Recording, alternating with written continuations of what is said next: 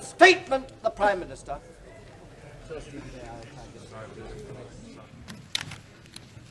Mr. Speaker, sir, with permission I shall make a statement on the European Council held in Rome on the 27th and 28th of October, which I attended with my right honourable friend, the Foreign and Commonwealth Secretary. The conclusions of the Council have been placed in the library of the House. The Council had to deal in the first place with some urgent items of current business, namely the Community's failure to agree a negotiating position on agriculture for the Uruguay round of trade negotiations, the situation in the Gulf and the position of the foreign nationals held hostage in Iraq and Kuwait, and the problems which have arisen in Hungary. Looking further ahead, the Council also dealt with the preparations for the two intergovernmental conferences on economic and monetary union and also on institutional reform, which are due to begin in December. I shall report on the Council's business in that order. The Uruguay round of trade negotiations is due to be completed before the end of this year. The outcome will decide whether world trade becomes steadily more open or we repeat the mistakes of the past and relapse into protectionism. The most difficult item is agriculture. All the major participants in the Uruguay round committed themselves to table negotiating offers by the 15th of October. All except the European Community have done so. The Community has been discussing this problem since the round began in the autumn of 1986. It gave an unequivocal commitment in April last year to make substantial and progressive reductions in agricultural support. That commitment was repeated at the Houston Economic Summit in July this year. The Commission has put forward a proposal for 30% reductions backdated to 1986. So what has already been done by way of reduction of support since then will be set against that 30%. There have been 6 sessions of European Community ministers to discuss the proposal. The most recent, lasting some 16 hours, was on Friday last week, but no agreement has been reached.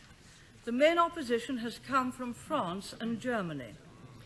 The Community's failure has harmed its reputation. Negotiations between the leading groups of countries cannot start until the Community's proposals have been tabled. The European Council requested ministers to meet again and put the Commission in a position to table a negotiating offer. The Netherlands Prime Minister suggested that the basis for this should be the position reached when agricultural ministers suspended their work early on 27th of October. But President Mitterrand made clear that France would continue to vote against those proposals. It remains for agriculture and trade ministers to try yet again to reach a conclusion. If we fail, it will give a signal to the world that the Community is protectionist. Next, the Gulf and the position of the hostages.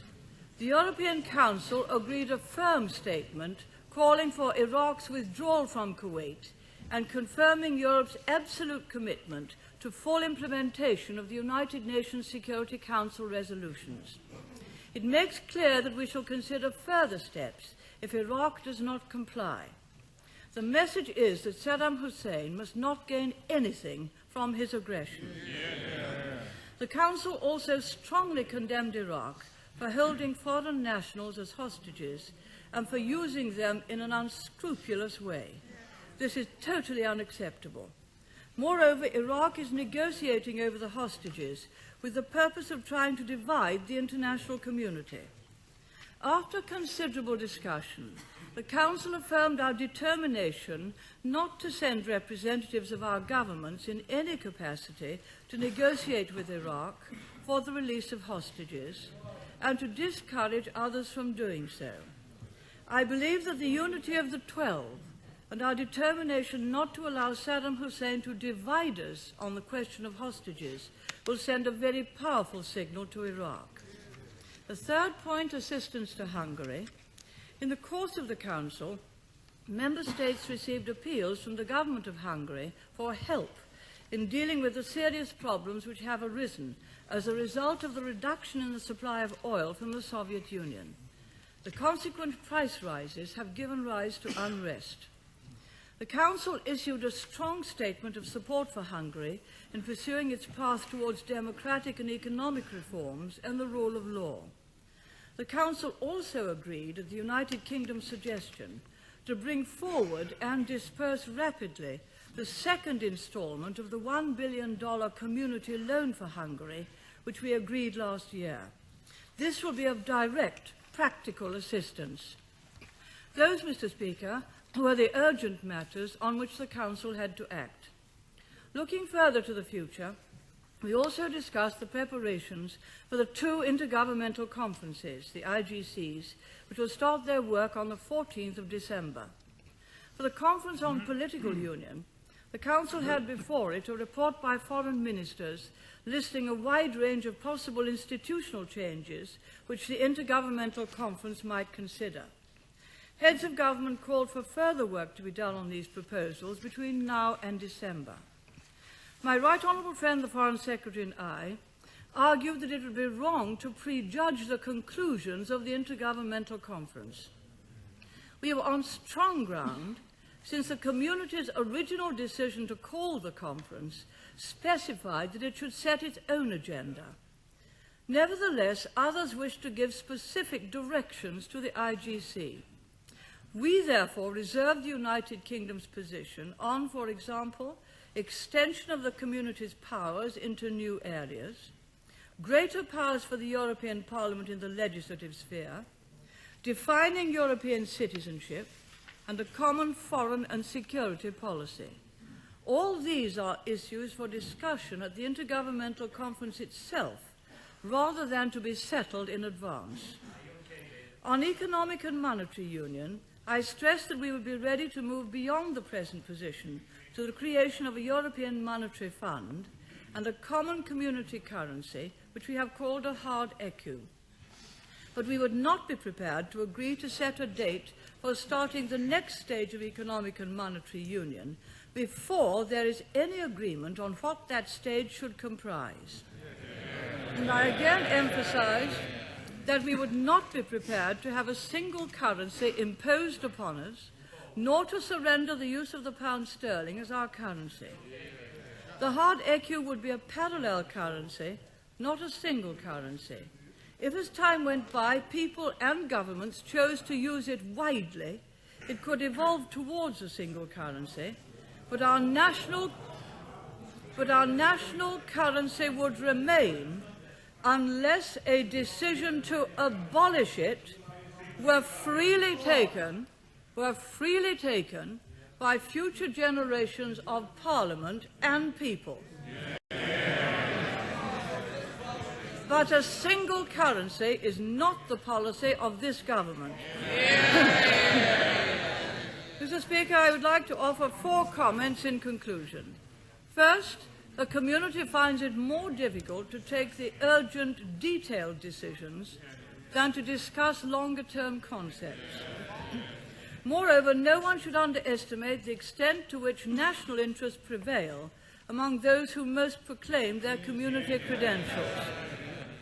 Secondly, Britain intends to be part of the further political, economic and monetary development of the European community.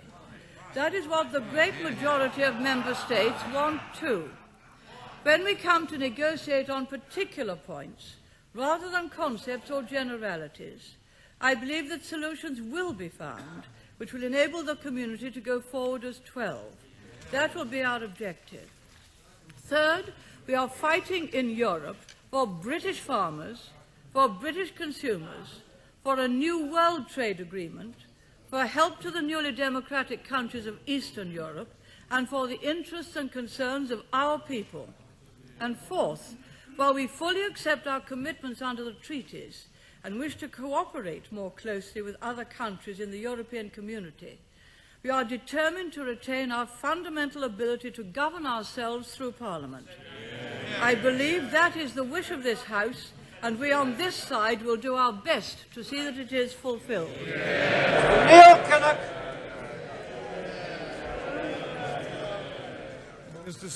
Mr. Speaker, may I thank the Right Honourable Lady for that statement, and firstly welcome the summit statements on the complete solidarity amongst the governments of the community countries against Saddam Hussein, and also on the economic support for the Soviet Union and for Hungary and other Central and Eastern European countries. Mr. Speaker, on the central matter discussed in Rome, is it not clear now that last weekend the Prime Minister managed to unite the rest of the European community against her, to divide her own party, and, more important, to further weaken the influence which Britain needs in order to properly uphold our national interests in the European community? Can the Prime Minister tell us why she was apparently taken by surprise by the proposals put by others in Rome? Doesn't she recall that in 1985 she whipped and guillotined the Single European Act through this House? In June 1989 at Madrid, she formally agreed with other heads of government to be determined to achieve the progressive realization of economic and monetary union. At the Dublin summit this year, she agreed to intensify the process of European Union in economic, monetary and political terms. All steps which raised comment at the time. Didn't she know what she was doing on those occasions, or was she living in cloud cuckoo land? Mr. Speaker, the Prime Minister says that the government wouldn't surrender the use of the pound sterling as our currency. Could she therefore tell us how she regards the advice of her fellow Conservative Commissioner Britain when he says, you don't have to lose the pound sterling under the single currency plan. You can perfectly well have a note or a coin which states its value in pounds and its fixed equivalent in AQ. It has been agreed that would be possible. And on the subject, Mr. Speaker, of the connection between currency and sovereignty, can the Prime Minister, who abandoned her own Madrid conditions before she put sterling into the exchange rate mechanism, tell the House what will now be her conditions for putting sterling into the narrow banding of the exchange rate mechanism? Mr. Speaker, when the Prime Minister, well, the Prime Minister can come to a debate and explain all these things if she'd only speak properly from the box. Oh, yes. Mr. Speaker, when the Prime Minister conducts herself in the way that she did in Rome this weekend, is it any wonder that she can't even get agreement to the necessary reduction in farm subsidies? Is it any wonder? Oh, yes. No influence at all. No influence at all. Is it any wonder?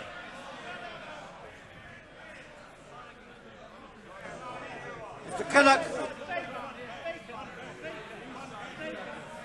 Mr. Speaker, when she conducts herself as she does, is it any wonder that some of her own party believe that she has undermined the Chancellor's efforts to build support for his so-called hard AQ? Doesn't she realise that such an attitude makes the heads of other government even less susceptible to listening to the sensible arguments that can be deployed in favour of sovereignty in the community? Will the Prime Minister accept that it is reasonable to put the view that the determinants of the pace and direction of economic and monetary union should be the realities of economic performance and the degree of economic convergence, and not arbitrary diary dates? But doesn't she understand that with her method of conducting affairs, she is throwing away that sound argument and losing both potential allies and necessary influence? Won't the Prime Minister appreciate that even now her tantrum tactics won't stop the process of change? They won't change anything at all in the process of change. All they do is to strand Britain in some European second division without the influence over change that we need, the industrial and financial opportunity that we need, and indeed without the real sovereignty that we need. First, Mr. Speaker, it is our purpose to retain the power and influence of this House and not to denude it of many of the powers. I wonder what the right honourable gentleman's policy is in view of some of the things he said. Would he have agreed to a commitment to extend the community's powers to other supplementary sectors of economic integration without having any definition of what they are? Would he? because you would have thought he would from what he said. One of them was that the Commission wants to extend its powers and competence into the area of health. We said no, we weren't going to agree to those things. And what he says, he sounded as if he would, for the sake of agreeing, for the sake of being little Sir Echo and saying me too.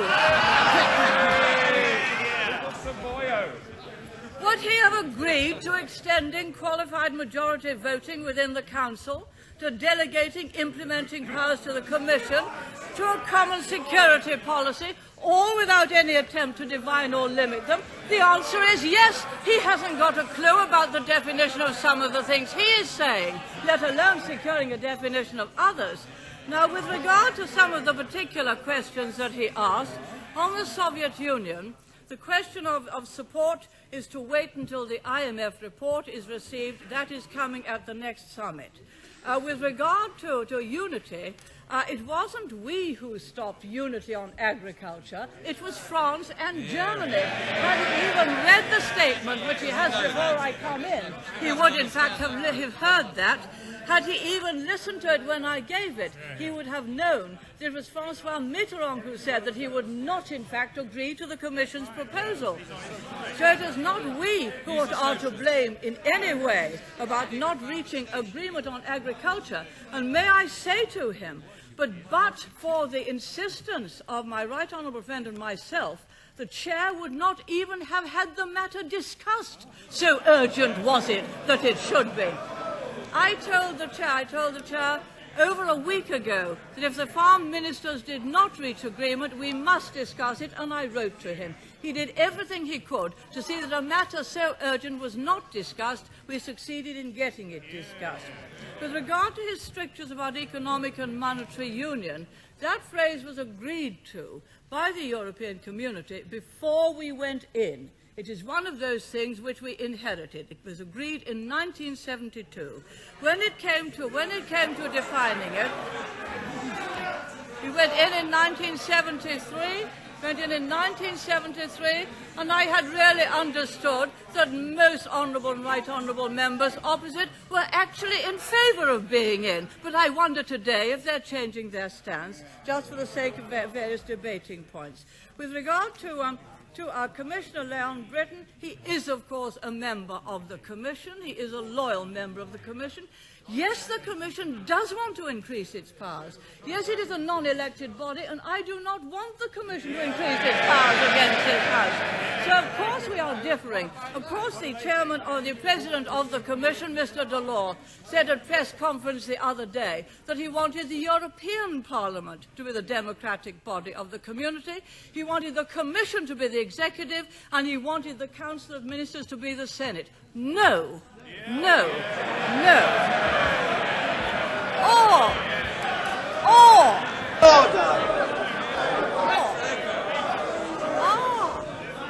Perhaps the Labour Party would give all those things up easily. Perhaps they would agree to a single currency, to total abolition of the pound sterling. Perhaps being totally incompetent with monetary matters, they'd be only too delighted to hand over the full responsibility, as they did to the IMF, to a central bank. The fact is, they have no competence on money, no competence on the economy, so yes, the right honourable gentleman would be glad to hand it all over. But what is the point in trying to get elected to Parliament only to hand over your sterling and to hand over the powers of this House to Europe? Perhaps the right honourable gentleman will understand his brief a little bit better next time.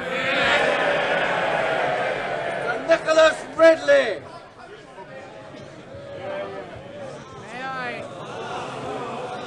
May I congratulate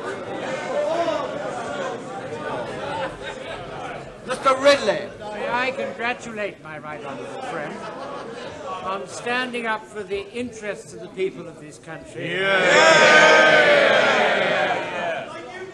May I ask her whether she thinks that the 11 are not now both isolated and intransigent in relation to agricultural policy and the GATT round?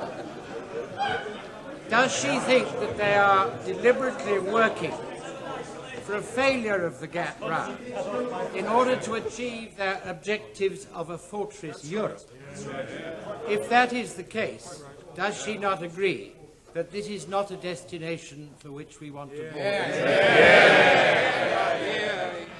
Mr. Speaker, my right honourable friend is right.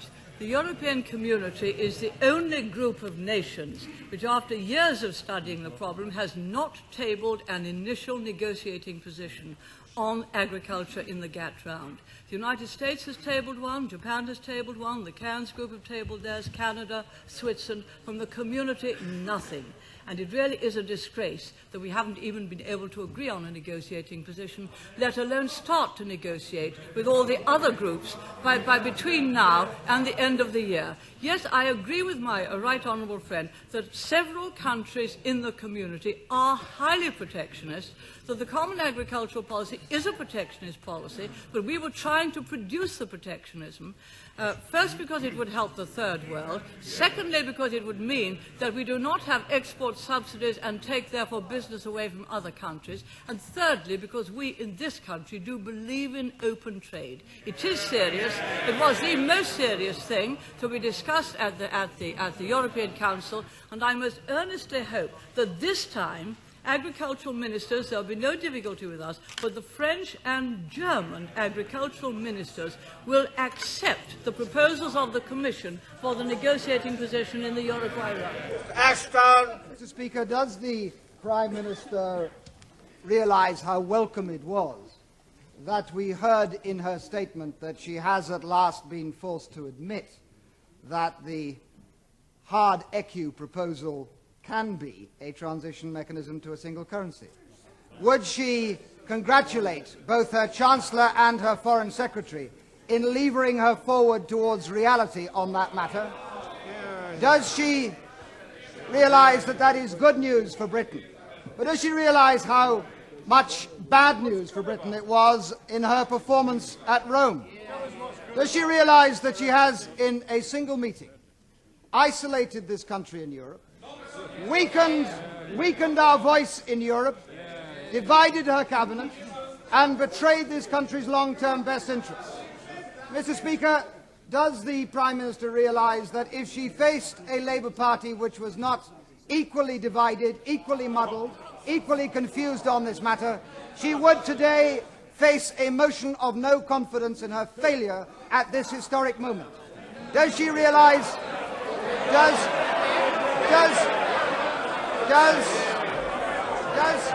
Order.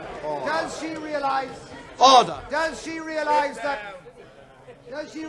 that for as long as she hangs on to power, so long will Britain be held back from its future? That she no longer speaks for Britain, she speaks for the past. What rubbish. Oh dear, Mr. Speaker, it seems as if there must be quite a lot of late parrots in cloud cuckoo land. If the right honourable gentleman can come out with that stuff. Of course, if you have a parallel currency, and people choose to make more and more use of it, it could evolve into a single currency, but that could not be done without a decision coming back to this House, and I believe to the people of this country. I take it that the right honourable gentleman's policy is to abolish the pound sterling, the greatest expression of sovereignty. I think that would be totally and utterly wrong in any event to agree to that now. That is a matter for future generations and future parliaments, and Parliament is supreme, not the right honourable gentleman, the member of the Liberal Party. Mr. Robin Squire. The discussions last weekend, would my right honourable friend reconsider in the near future proposals to separate and make independent the Bank of England so that it may buttress our battle in this country against inflation? Mr. Speaker, mostly when banks are called independent, they are usually answerable either to Parliament, as in the United States, where Mr. Greenspan is answerable to Congress, or they have a number of politicians on their board. I do not believe at the moment the structure that we have in this country would be served well by what my honourable friend is proposing. I think it is far better to increase the amount of democracy rather than to go ahead and reduce it, which I believe would be wrong at this time. To James Lamond. What's the point of the Prime Minister trying to wrap herself in the Union Jack for electoral purposes and then coming back here to the dispatch box and telling us that she's prepared to sell working people in this country down the river by opening this country completely to free trade without any protectionism whatsoever?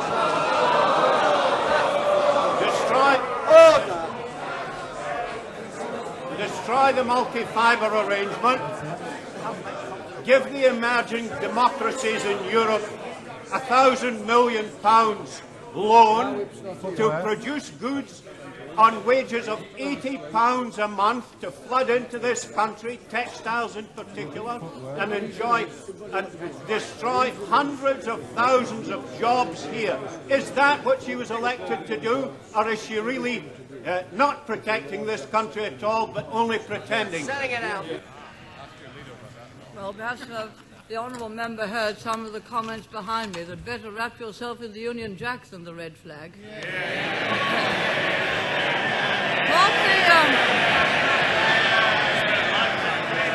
What the honourable gentleman has said, is, and I understand his view, what the honourable gentleman has said amounts to a totally protectionist policy. A totalist protectionist policy will lead to retaliation against us. It will reduce the capability of our export industries to export and therefore of our standard of living. It would make our industries inefficient and therefore cost the housewife a great deal more than efficient industry. I note also that he complains that goods come into this country from third world countries where wages are far lower. But I've heard him get up several times before and saying third world countries need help. May I point out they need trade as much as they need aid. Norman Tebbit. Honourable friend not agree that the mark of a single currency is that all other currencies must be extinguished, and not merely extinguished, but that the capacity of other institutions to issue currency has to be extinguished.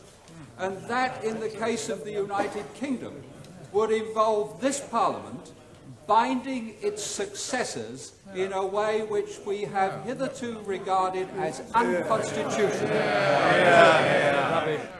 I'm grateful to my right honourable friend. This government has no intention of abolishing the pound sterling. If the hard echo evolved into much, much greater use, that would be a decision for future parliaments and future generations.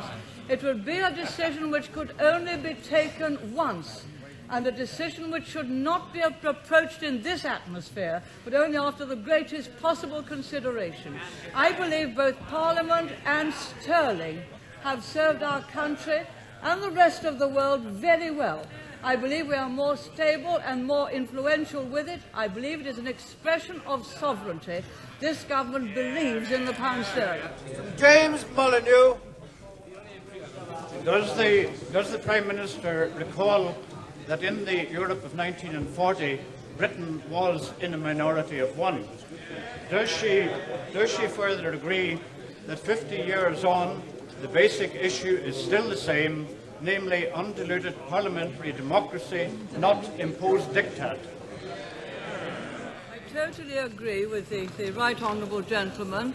There are some things in the community for which there was majority voting when we went in, and we accepted that. There have been more things for the specific objective only of achieving the single European Act. there is an attempt now to get far more passed by majority voting.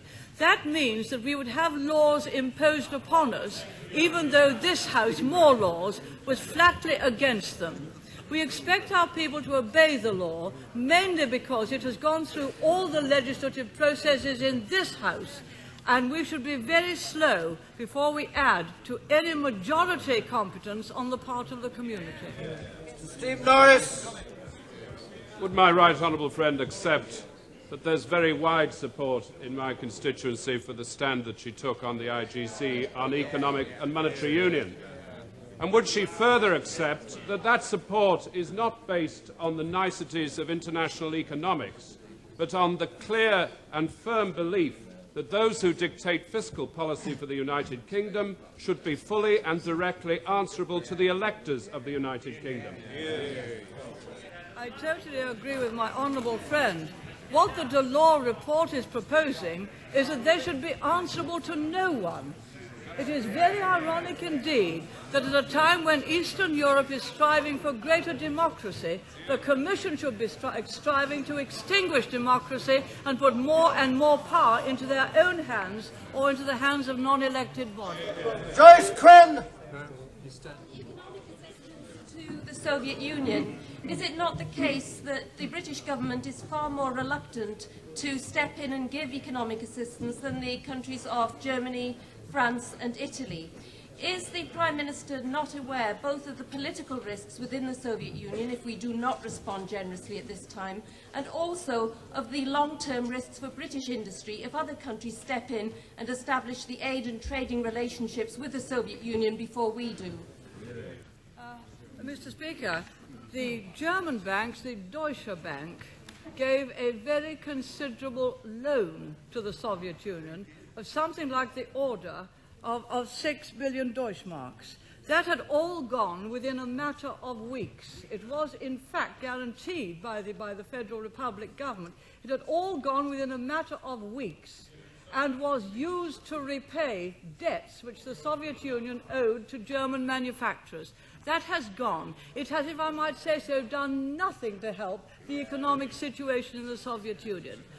When we got the request for help, we suggested that we look not at general loans, that wouldn't help a country already in difficulty, but to see if we could give specific help in certain spheres, such as, for example, with food processing, with transport, with oil exploration. It is that we are looking at, and also the IMF is looking to see what is necessary for the Soviet economy to do to get it out of the present difficulties.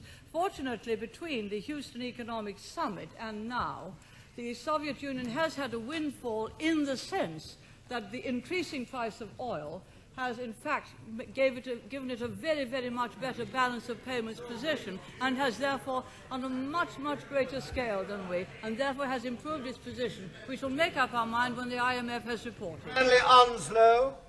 If these partners of ours in France and Germany persist in blocking the reform of the common agricultural policy in December, what useful purpose does my right honourable friend think the International Governmental Conference is likely to achieve? My right honourable friend puts his finger on it, absolutely. This, both agriculture and trade, are two subjects where we have, as national countries, no competence at all. They are all negotiated through the community. So they can do that. They can even do it in the Agricultural Council by majority voting. But the fact is that if France and Germany stick together and refuse to have reductions in their subsidies, many of the other countries whose farmers are far poorer than those in France and Germany say, how in the world can we agree to lower subsidies when the community's two sets of richest farmers will not do so? I hope that the compromise solution which the Commission hammered out with agriculture ministers will nevertheless go through, because that is only the start of the negotiating position with other countries and not the end. Otherwise, we shall be responsible for reducing world trade. Dr. David Owen. Money on it. Is it not perfectly clear that what was being attempted at Rome was a bounce? and a bounce that led only one way, and that was to a single federal United States of Europe. And is it not vital that in this House, across party lines, it is possible for a Prime Minister to go and make it clear, if necessary, that Britain is prepared to stand alone, and that we don't relish it. We don't relish it, but that if necessary, if we are faced by the imposition by treaty of an obligation to a single currency and a situation which would prevent the enlargement to Poland, Hungary and Czechoslovakia, Britain would be entitled and right to use the veto. Mr. Speaker, I totally agree with the right honourable gentleman. That was precisely the stance we took. It is a stance we have taken on many previous occasions. The European monetary system to which we belong, is a system designed for 12 sovereign states in cooperation with one another to come to the exchange rate mechanism. What they are proposing now, an economic and monetary union, is really the backdoor to a federal Europe, and we totally and utterly reject that. We would have greater economic and monetary cooperation, which can be achieved by keeping our sovereignty. Mr. Hugh Dykes. Does not my right honourable friend agree and confirm that her words today mean in effect that she would prefer to withdraw from the Treaty of Rome and the single European Union? She didn't say that. No, Mr. Speaker. My honourable friend can't really have listened. We would like to have the kind of Europe which we believe in, which is the Europe which we went in to join. If my honourable friend looks back at some of the speeches, we were absolutely assured that we would not, in fact, be giving up sovereignty. And that was the basis upon which we went in. May I remind my honourable friend, we agreed, this is on the 24th of May, the Prime Minister, 1971. We agreed in particular,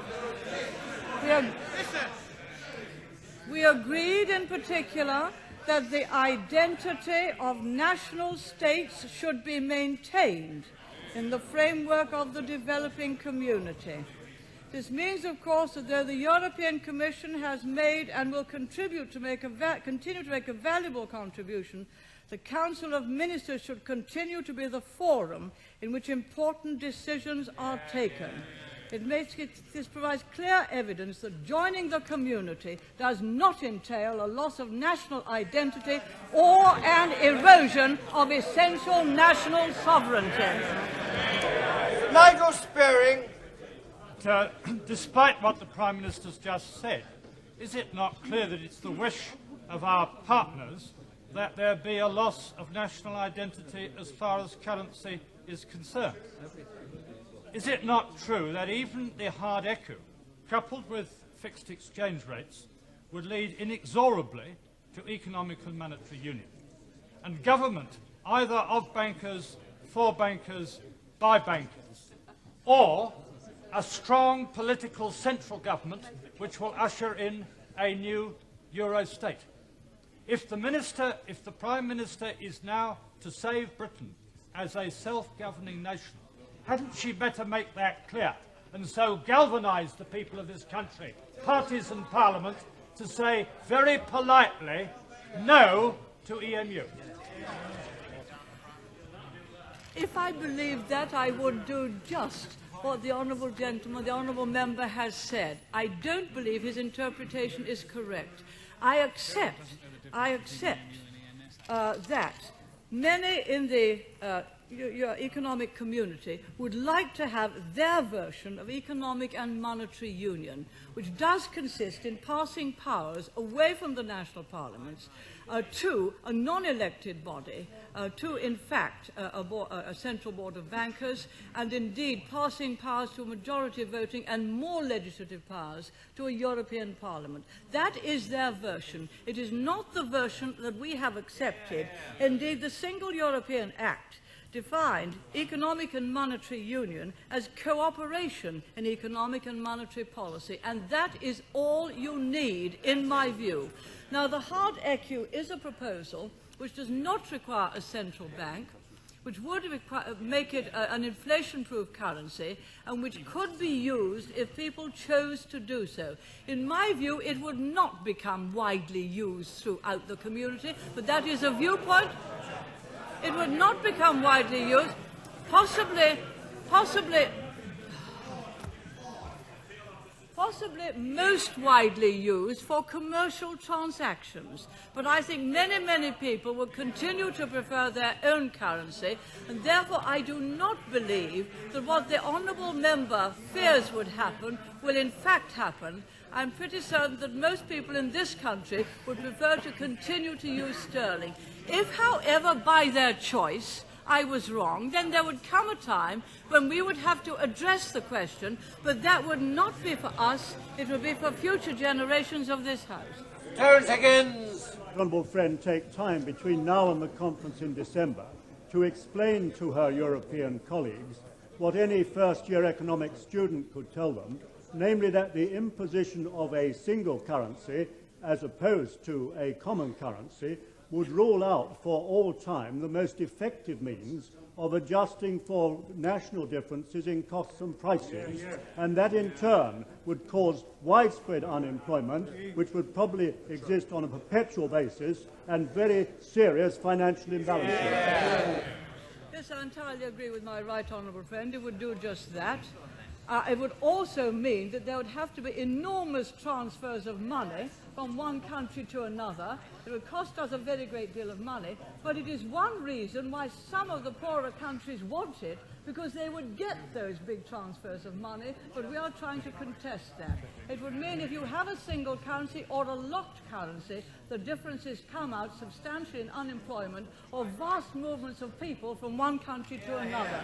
And I think a lot of people who talk about a single currency have never considered its full implications. Summers. Will the Prime Minister ignore the advice of the right honourable gentleman, the member for Plymouth Devonport, who talked about the British state standing alone? Will she bear in mind her own humiliating experience when she was forced into the ERM against all her instincts and against her declaration in Madrid?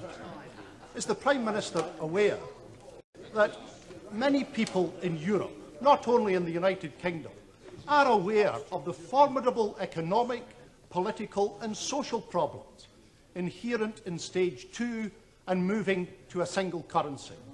Doesn't she think she would have a far better chance of getting people to talk about a sensible, cautious approach if, in addressing our colleagues in Europe, she used the moderate language of a 21st century European and not the intemperate language of a little Englander? Will the honourable member tell me of any language, bearing in mind he was not there, which was intemperate? The people who seem to know most about this are the people who are not there and heard nothing that was said or the way in which it was done. Now, look, we have said the radio and television broadcasts are totally outside and after the finishing of the conference. We have always said that we would join the exchange rate mechanism when the time was right. In fact, that is part of our going into the European monetary system, which we have belonged to for many years and have put some of our reserves with the European monetary system and had the usual swap arrangements which that involves. The completion of the European monetary system is the exchange rate mechanism. All of that can be done by nation states cooperating with one another. You do not need to go to any federal structure at all. The time came when most of the other countries had abolished their foreign exchange control. We had led them way ahead. Yes, I think it was we and Germany who were isolated in that we got rid of foreign exchange controls first. The others have followed. Spain has still not done so. So when they had done that, and we had judged the time was right, and I think every single figure that has come out since has indicated that we were right in the timing of joining the ERM and in the timing of reducing the interest rate. We in fact completed our obligation to go in. That does not mean that we agree with the next stage, which is a totally different definition of economic and monetary union. Mr. Nelson. Honourable friend agree that the prospects for people of this country enjoying a higher standard of living and sharing in greater prosperity in the future will depend in no small part on securing a currency which is strong and which is stable, something which has dogged us in the post-war years. Is this not more likely to be achieved if we can have a common currency which rests and depends on the great economies of Western Europe, rather than relying on doing it alone? No, Mr. Speaker. I think many of my colleagues in Europe will say, both in our European Council and certainly in the Financial Council, that there's no way in which you could have a single currency until all your economies are at the same stage of development, the same stage of prosperity, in a whole Europe which had one economy right across it. So I do not think there's any possibility of that stage being reached for a very, very long time. And to take a single currency long before that has happened would be to weaken it and not strengthen it. We will have a stronger sterling with all its history, with all of the many securities denominated in sterling, the many contracts denominated in sterling. We will trade better with the great history behind sterling than we possibly could with a single currency. Leighton. There is no majority in this House for EMU, but is the Prime Minister aware that I attended a conference in Italy last year and an Italian minister spoke to me about EMU, and I said, what if Mrs. Thatcher opposes it? And ungallantly, he laughed out loud. And he said, oh, we've met Mrs. Thatcher many times. She squawks and makes a noise at the beginning, but always comes round and gives way in the end. Jeffrey said. Now, what assurances and guarantees can she give this House today that she will not give way on this issue, as she did give way on the Madrid condition about British inflation before she joined the ERM? That's what they said, Mr. Speaker, when I was negotiating for a better budget deal for Britain. Twice they and the people in the Commission and our people in the Commission, and we had the presidency of the Commission, advised me to give way. They found out different. Paul Cannon! Paul Cannon! Does my right honourable friend not agree? He's not alone, I must say, to the honourable member. Mr. Cannon! Does my right honourable friend not agree that there is very grave risk that unless the community can get its negotiating position together, that the gap round of talks may well collapse in the next few months? And if that happens, that it will be no dry academic exercise, but will actually mean higher costs for consumers in many countries over the next few years. Does she not also agree that the community's compromise proposals which have been rejected on agriculture are in themselves ludicrously modest? And will she urge on our colleagues in the community to try and reach a solution of this, if not now, at least during the next IGC? Well said. Yes, Mr. Speaker, I agree with my honourable friend. If we don't reach a solution in Geneva, in the Uruguay round, it will mean retaliation against us. It will mean that people's worst fears, namely that the economic community is nothing but a fortress Europe and a protectionist club, those worst fears will in fact be realised. It would not be our fault if we don't get a result from the agriculture round. It would in fact be the fault of France and Germany. And there are certain protectionist elements in France, as my right honourable friend knows. Even when we get our own negotiating position, and I hope we shall within a week, I hope it will be on the basis that we have been negotiating for 6 previous meetings. You still have to have negotiations done between the other proposals that we put up and all of the other countries. So there is still some tough way to go before we get a conclusion, but the important thing is that that round meets with success, important for the welfare of all our people. Mr. Ashley! Mr. Speaker, a single European currency means loss of control over our monetary policy. Our monetary policy has been an absolute shambles. What is the Prime Minister fussing about? The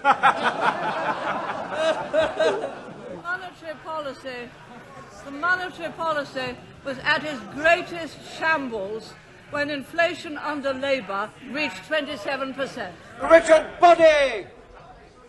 My right honourable friend make it clear that if the procrastination continues about the export subsidies on surplus food by the European Community, with the result that the Uruguay round collapses and the United States then resorts to a protectionist policy in self-defence, the one country in the European Community that will suffer will be the United Kingdom.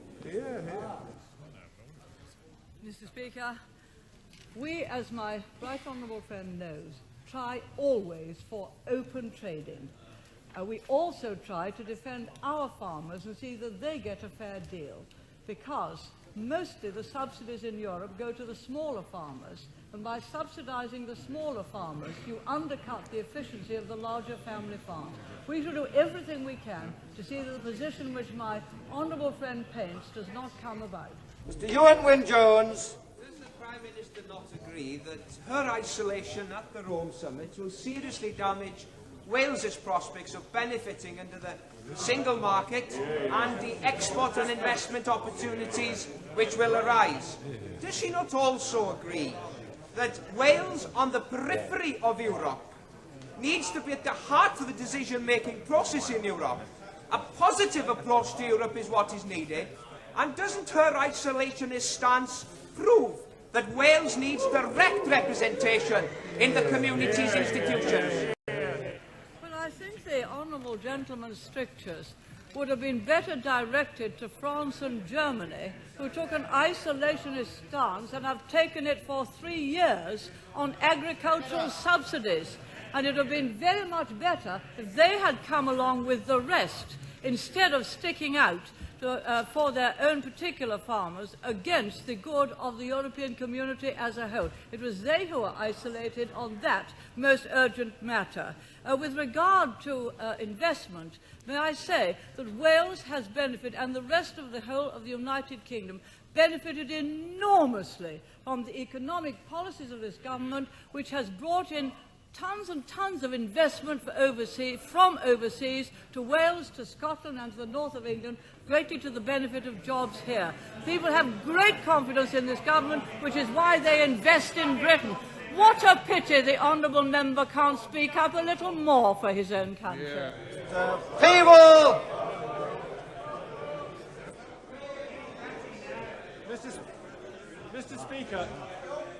Mr. Speaker, next Wednesday the doors of this chamber will be closed to Black Rod as a symbol of the independence of this House.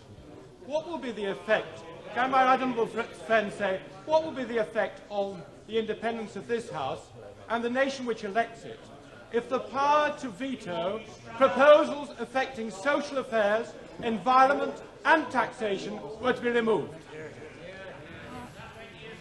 Mr. Speaker, I hope that when the next election comes, people who want to come to this House will come to uphold its powers and its responsibilities and not to denude this House of them. We have surrendered some of them to the community. In my view, we have surrendered enough. Ben! Is the Prime Minister aware that what we're really discussing is not a matter of economic management, but the whole future of the relations between this country and Europe? And that the issue is not best expressed in 19th century patriotic language or in emotive language about what designs on the currency. The question really is this: are the British people, when they vote in a general election, to be able to change the policies of the government that has previously been there?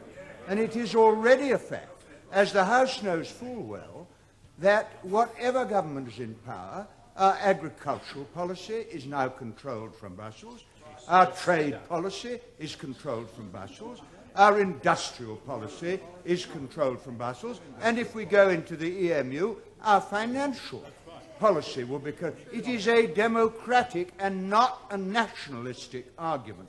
But may I also say this to the Prime Minister, having been a member of the government that took us in to the EC without consulting the British people, having been a Prime Minister of a government that agreed to the Single European Act without consulting the British people, having now agreed to the ERM without consulting the British people, well, we do not really find it hard to believe that she is really intent on preserving democracy rather than gaining some political advantage from waiving some national argument in the eve of a general election. That is why we do not trust her own judgment on the matter.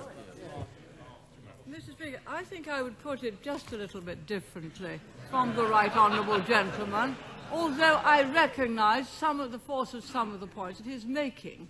I think when the proposals for, the Delors proposals for EMU came out, the Economic and Monetary Union, it was said immediately by my right honourable friend, the then Chancellor of the Exchequer, that this was not really about monetary policy at all. It was really about a backdoor to a federal Europe. A federal Europe taking many, many democratic powers away from democratically elected bodies to non-elected bodies. I believe fervently that that is true, which is why I will have nothing to do with their definition of economic and monetary union. We will continue the cooperation which we have come to establish as nation states. But when when the act was passed, which enabled us to go into Europe, it was passed on second reading by 8 votes. But it was made very clear at that time that we were not going to surrender our national identity. It was a matter of cooperation. And on the face of that, many people went in. But that, I'm afraid, would be quite different if we went for a single currency, a central bank, and their definition of EMU. Churchill. Will my right honourable friend tell the House how far she believes that Germany, when the moment comes, will be prepared to see the transfer of its monetary policy from the Bundesbank to a European central bank on which it will have one voice out of 12?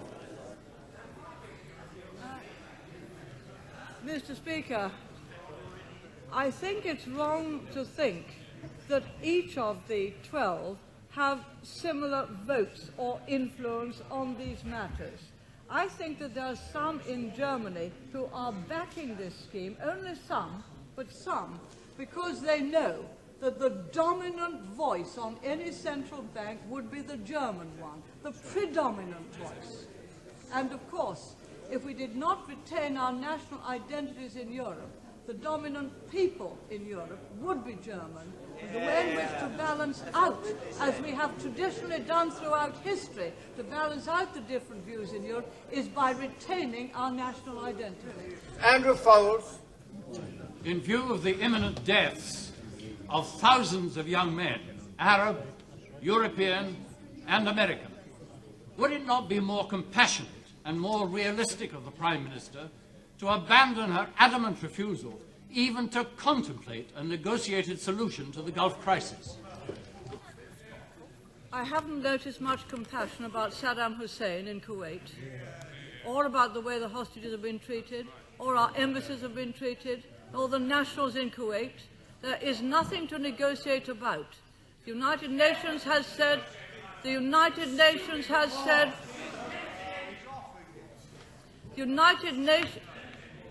Down, boy. I seem to hear the stench of appeasement in the air after that. A rather nauseating stench of appeasement. The United Nations has clearly said that Iraq must come out of Kuwait. Order. Order. Please sit down, Prime Minister. Order. That's the honourable gentleman. Really, that's a very bad behaviour from an honourable member in this case. Well, order. He's asked the question. He's getting the answer. He may not like it, but he mustn't shout in that way. Saddam Hussein started a war. It continues day after day with the killing and murder and torture and brutal treatment of people. Some people, indeed most of this House, have the guts to stand up against it. Mr. Yes, you.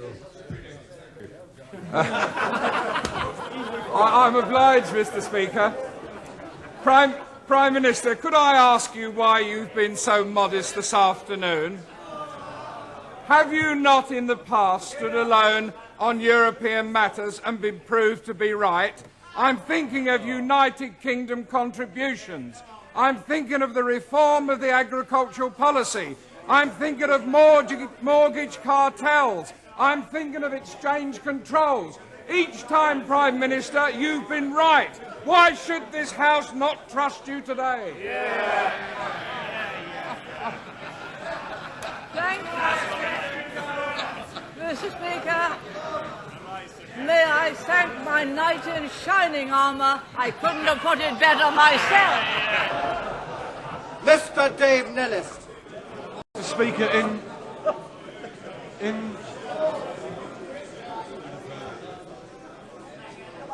in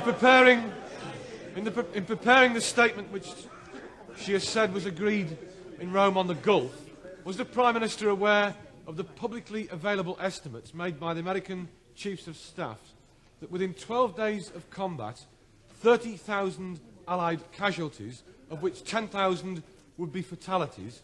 If she disagrees with those American estimates, what estimates have been made by the British Chiefs of Staff?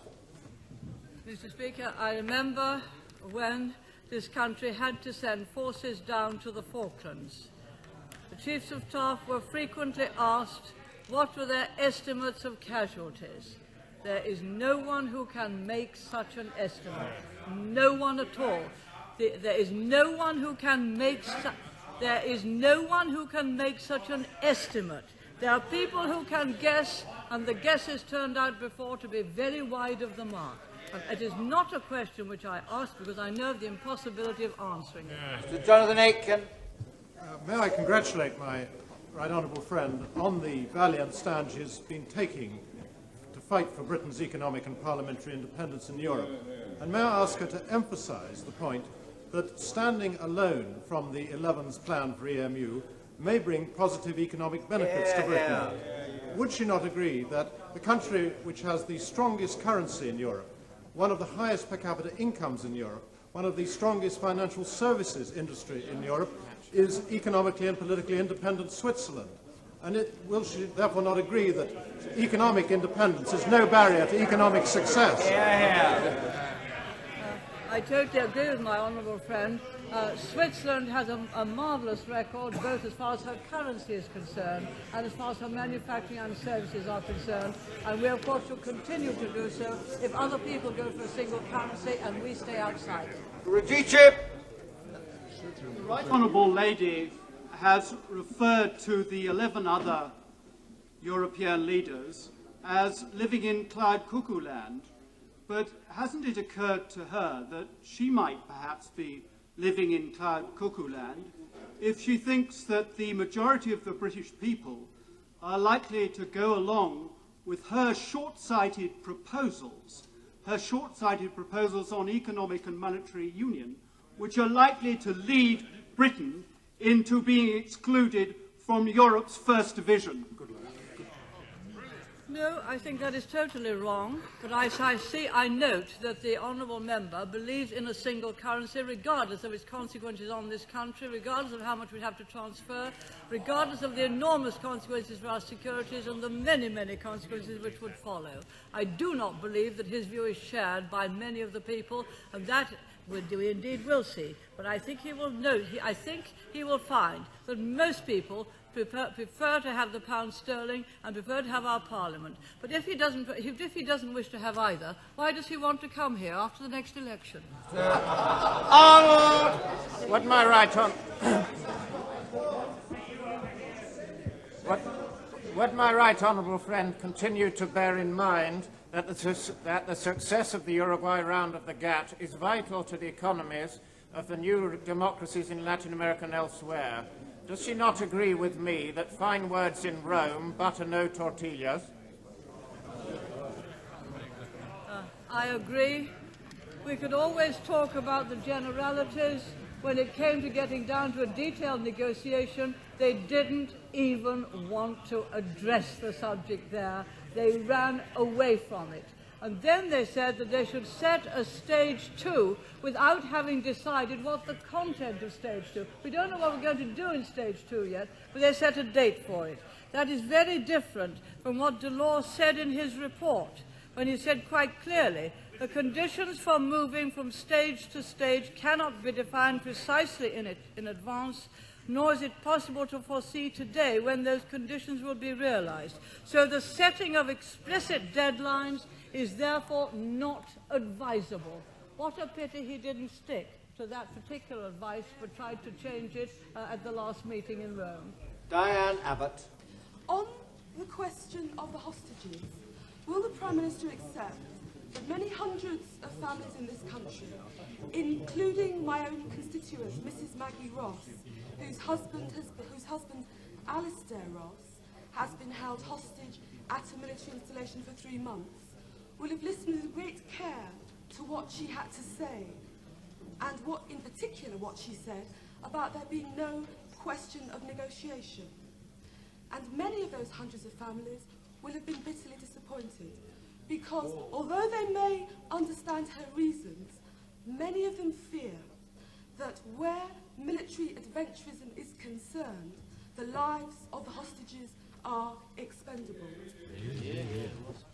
I always understand people's anxiety about relatives who are hostages. I, perhaps in my constituency, have been fortunate in that we were able to welcome home again a young girl aged 12. Of course one understands that. But if we were to take that we could never, never take action against a brutal dictator because he held hostages, we should never, never take action against such a dictator, and he would be free to continue his ways, because he would always take a few more hostages to prevent justice being done and to prevent territory and people's homes being recovered. Grills. Would my right honourable friend not agree that the prosperity of all the people within the EEC is much more likely to be achieved by the successful achievement of a market without barriers, with a single market without barriers, than dreaming dreams of a federal Europe, as Right Honourable Gentleman Member for Devonport so courageously said earlier this afternoon?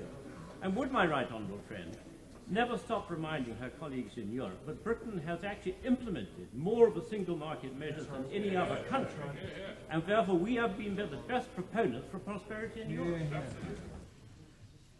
I agree with my honourable friend. Indeed, part of the reason for founding the Treaty of Rome was not only to get down barriers within the 6 countries that joined it at the time, but to be an example to the rest of the world, to get down barriers without as well, so that we should genuinely have much freer trade and a much freer flow of trade, usually nearest to the benefit of trading countries and also to third world countries.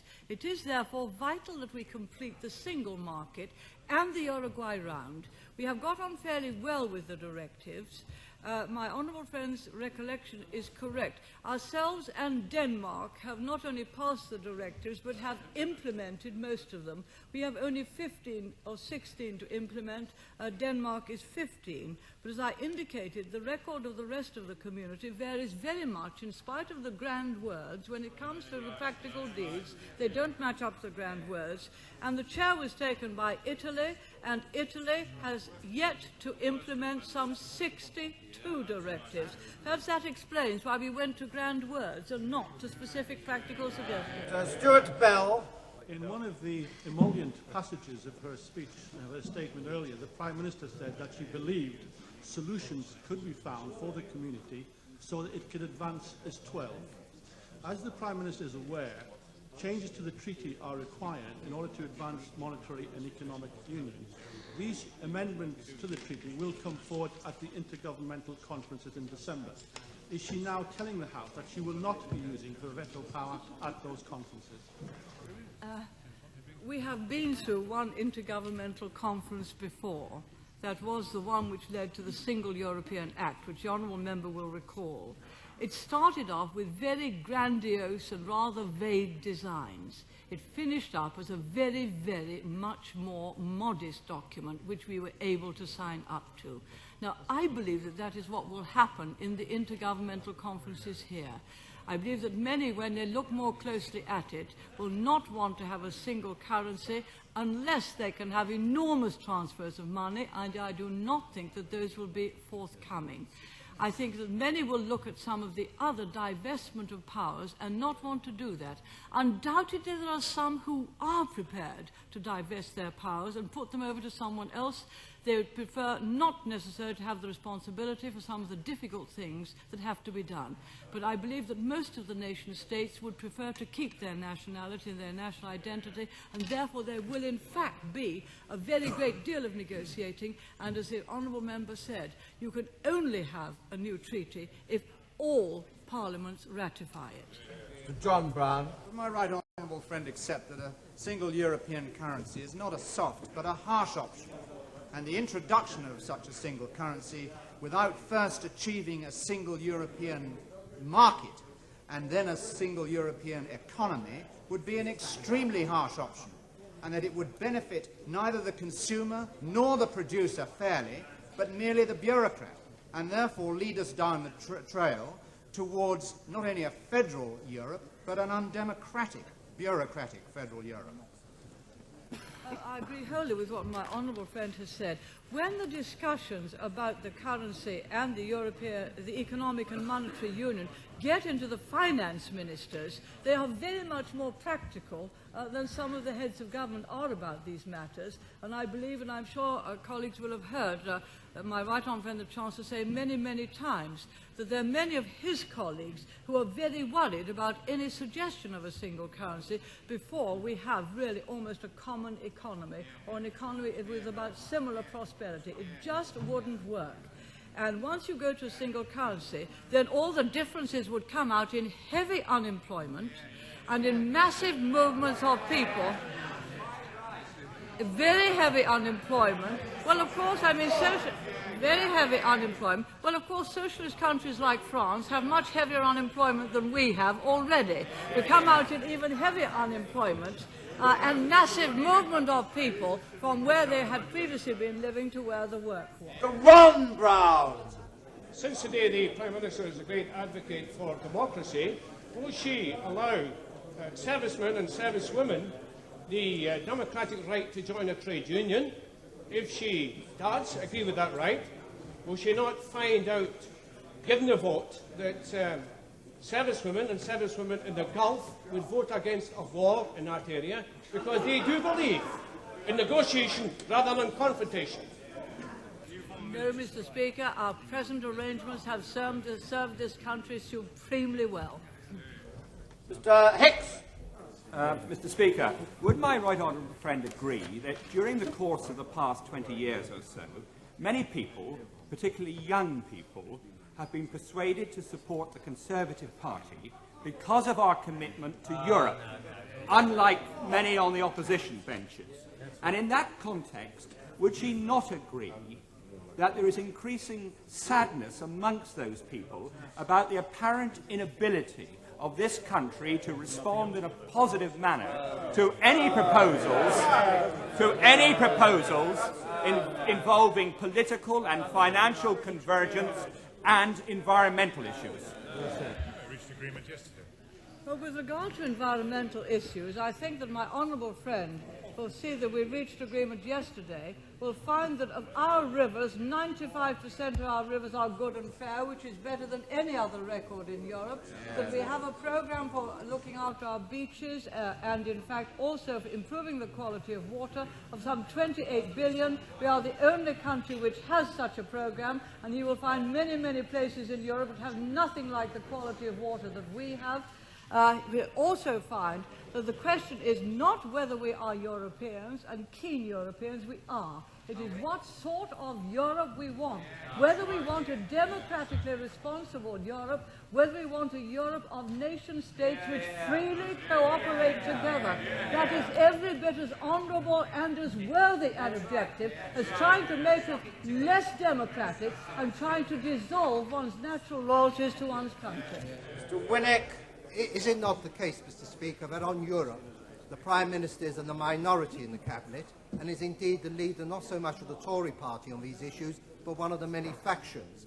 But as regards the Gulf, would the Prime Minister not agree that all those who talk about attempts to resolve the conflict, the difficulties arising from the invasion of Kuwait by negotiations, surely what has been demonstrated over the last weekend is that all the efforts of the Soviet representative to Iraq in his mission to try and persuade the dictator to give concessions have totally failed. There's not the slightest illustration at all that Saddam Hussein intends to withdraw from Kuwait. Why should one of the most notorious of all dictators, who's committed a criminal act in the invasion of Kuwait, who has committed untold crimes and atrocities since August the 2nd in Kuwait, why should he be allowed to get away with it?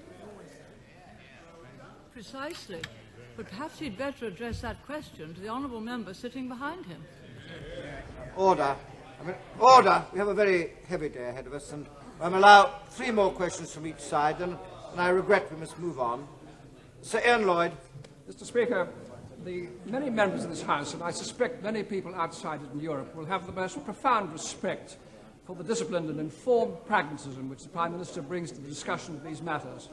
But would she not agree that there is a very great danger that the vision of a united Europe bequeathed to us by the great founders, including Winston Churchill, who I think I'm right in saying was a federalist, could be at least blurred and at best damaged if, in contemplating the very complex, difficult procedures of integrating Europe, we dare not consider at any stage any change, however small and however slowly achieved, in the balance of powers between this House and the European Parliament. That is not quite correct, but we went in, Mr. Speaker, we went in on the basis clearly set out that we were, in fact, not in any way going to lose our national identity, and nor, if the honourable member looks back over the debates, would any strong national interest be overridden. If he looks, that was the fundamental basis on which we got a majority of 8 for the second reading of the bill, which took us into the House. Now, I believe that that was a very honourable way to go about it, and I believe it is a very honourable objective to keep our national identity and have cooperation. Now, when it came to things like wanting a single market, we had, in fact, if we were to get some of the directives through, to have a little bit more majority voting. That majority voting under that single European Act, that particular batch of majority voting, should cease when we've got the single European Act. Apart from that, it is better if we go forward by agreement between us all, because we have to get agreement anyway or changing the treaty.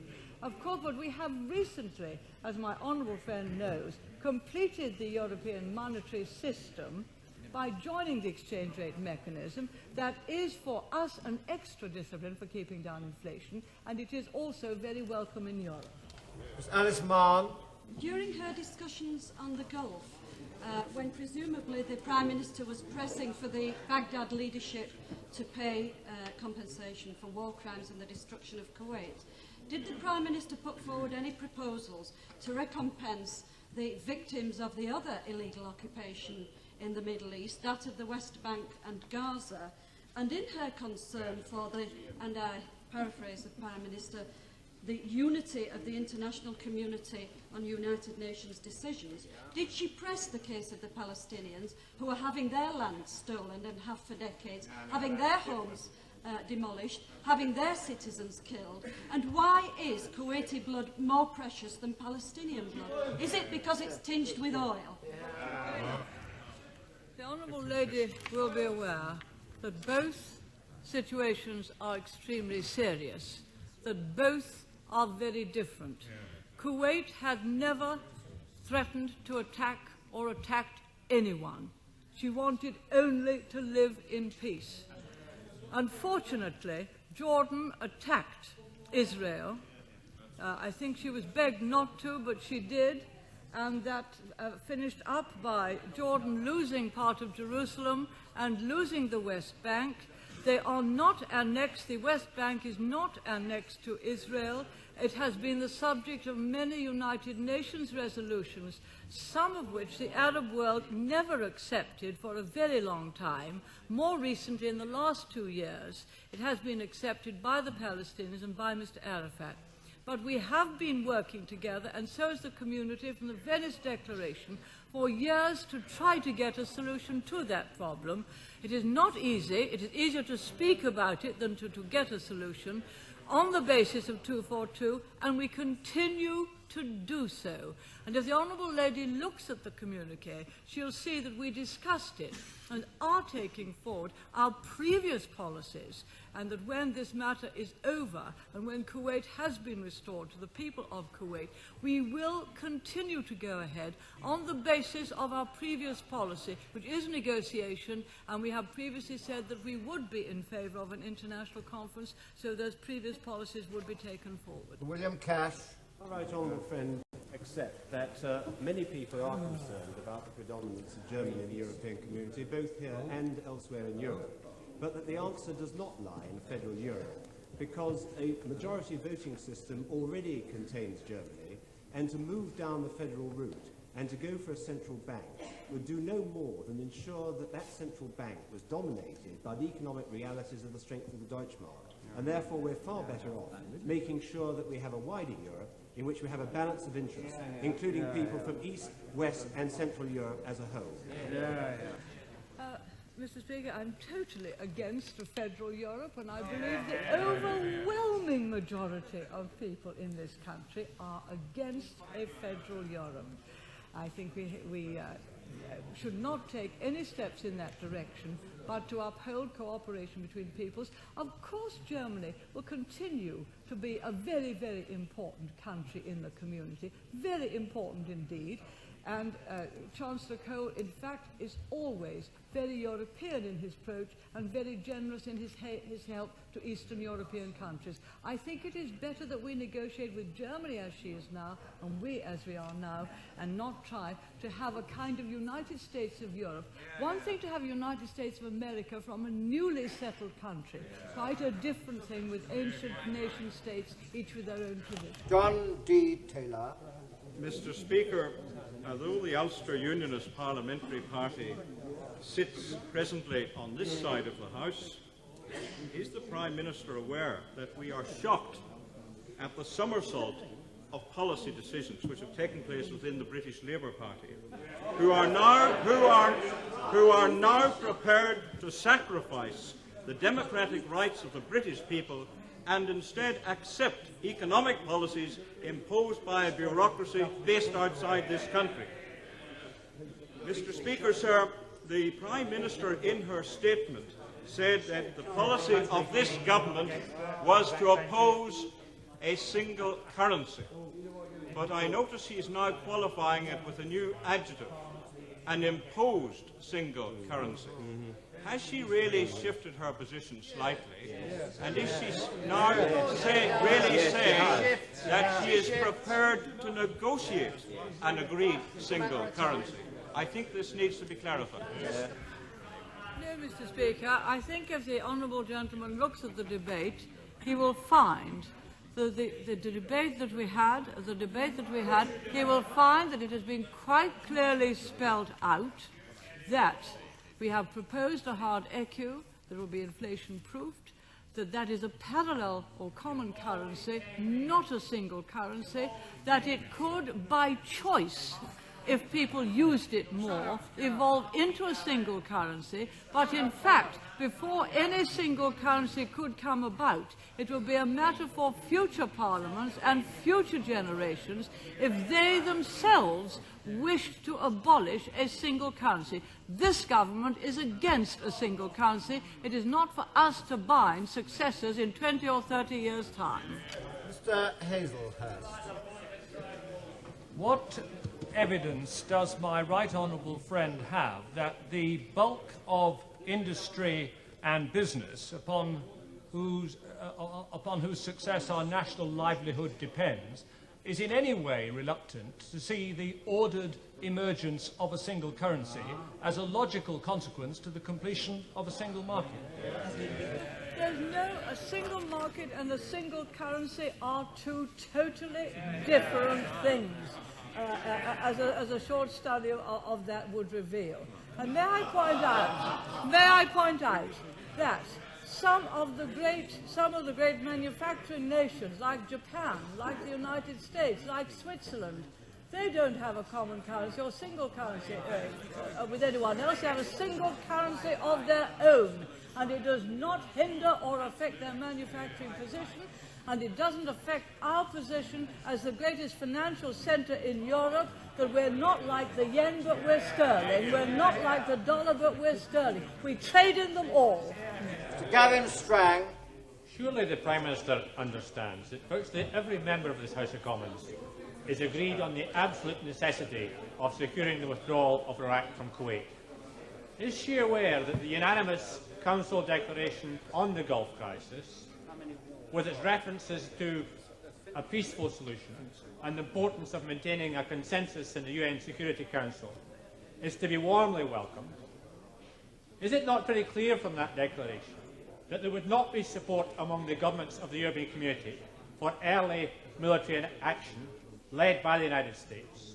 And can she therefore give us an assurance that the government's policy will be consistent with that declaration, and that the government intends to give mandatory economic sanctions proper time to work? This matter was dealt with when we debated it in this House. We would not believe in letting any aggressor know what action or when we propose to take it. We already have full legal authority under Article 51 and by the request of the Emir of Kuwait. The position undoubtedly would be best resolved if Saddam Hussein withdrew totally from Kuwait, the legitimate government of Kuwait was restored, and he agreed to pay compensation, and we could therefore, through the United Nations, negotiate with him about the ending of the making of chemical weapons, biological weapons and nuclear weapons, and having a much, much smaller armed force, so that we were never put in the same position again. Whether it can be resolved peacefully depends totally on Saddam Hussein accepting unreservedly the United Nations resolutions. Order. I'm sorry it's not been possible. Order. It's been possible for me to call all the honourable member who wish to participate. Well, no good getting frustrated about it. I've done my best today to call honourable members who were not called when the Prime Minister last returned from a summit at, I'm on my feet, the summit at Houston on the 12th of July. I shall keep today's list carefully too.